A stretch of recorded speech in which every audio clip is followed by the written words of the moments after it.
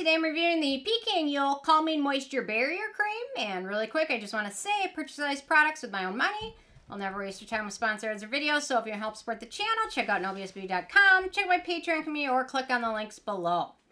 Okay, finally get a chance to review this one. I believe this is, I just picked it up, the second repurchase, or the first time I've repurchased it. So my second bottle of it, tub of it. Anyway, because I wanted to review it, and I didn't review it the first time. So anyway, so then I just picked it up to test it out again for this winter. So, okay. Soothe and safeguard hypersensitive skin with this moisturizing cream. Formulated with Cica, tea tree, and honeysuckle flower extracts to calm skin, as well as ceramide to fortify the skin barrier. This is a godsend during dry winter days. Used daily to achieve a smooth, supple complexion. Simple enough, and conveniently here it is dry and it is winter time. So, okay, first criteria is packaging. Most of you guys know I'm not a huge fan of jar packaging. I'm just not. Some people don't mind them. This one, I mean, it does contain a fair amount of antioxidants, which can be compromised by exposure to light and air. Anyway, some people don't mind them. That kind of irritate me. So anyway, although you know what, it is nice because you can stack them. In my bathroom, probably got them like 5 high and just wait for. Thankfully, we don't get earthquakes here because they'd all topple over and be a mess. So anyway, okay. In terms of denatured drying types of alcohol, it does not contain any of those. We get to fragrance. It has no scent. It does contain tea tree extract, which can be an antibacterial agent, which is great for acne-prone skin. It can have a perfuming effect to it. I don't notice any scent with this one, and obviously the tea tree oil is more potent, so I didn't ding them a point for that, so no issues with that. Manufacturing location for this one is Korea, so no issues with that. So ease of use. Let's get a good little dollop on here. So I've actually really been liking using this one on my, oh, I took way too much, because a little bit of this one goes a very long way.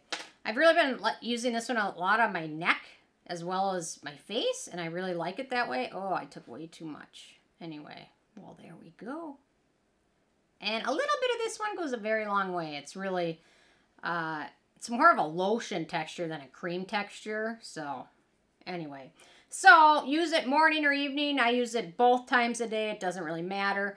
It has a natural finish that's non-sticky and non-greasy. I will say it works well under most sunscreens, with the exception of the sunscreens that contain a lot of hyaluronic acid, because in that case it pills a bit or flakes or peels off. So certain sunscreens or even certain foundations that have a lot of hyaluronic acid in them don't play well with this, but for the most part everything else does. But if you have used another product that has a lot of that in there with this, pills a lot.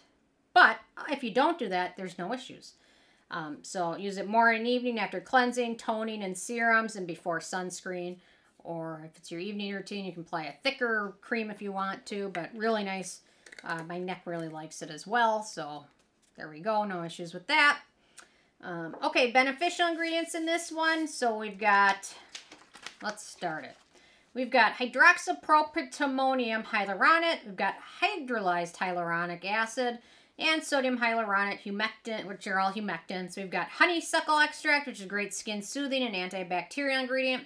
We've got tea tree extract, great antibacterial and anti-acne ingredient. Then again, we've got sodium hyaluronic Crosspolymer and sodium acetylated hyaluronic, which are all humectants. We've got Trehalose, which is another sugar-derived humectant. Ceramide NP, skin identical ingredient. Glucose, another humectant. Palmitic acid, skin identical ingredient. We've got oleic acid, which is a good emollient rich in fatty acids. Centella asiatic extract, skin soothing, antioxidant calming ingredient. Melaleuca, antioxidant skin soothing compound that's from Centella. We've got madecassic acid, wound healing, skin regenerating ingredient. We've got asiaticoside, antioxidant skin soothing ingredient, also from Centella. Then we've got asiatic acid, great skin soothing, may also help with skin regenerating, wound healing ingredient. I got a couple more. We've got squalane, skin identical ingredient, antioxidant, olive fruit oil, emollient and antioxidant. Shea butter, great antioxidant, berry repairing, and emollient. Tsubaki extract, antioxidant and hydrating extract. Hydroxyacetophenone, antioxidant preservative combo ingredient. And then finally, vitamin E, skin identical ingredient, and hydrating ingredient. So really nice list of hydrating ingredients. It's a little heavy, in my opinion, on the humectant side, especially for when they recommend use during the dry winter. Because I feel like if your climate is very dry and you apply a lot of hyaluronic products on your skin and you don't apply anything else for them to work with, that just ends up either not doing much or making my skin feel drier later.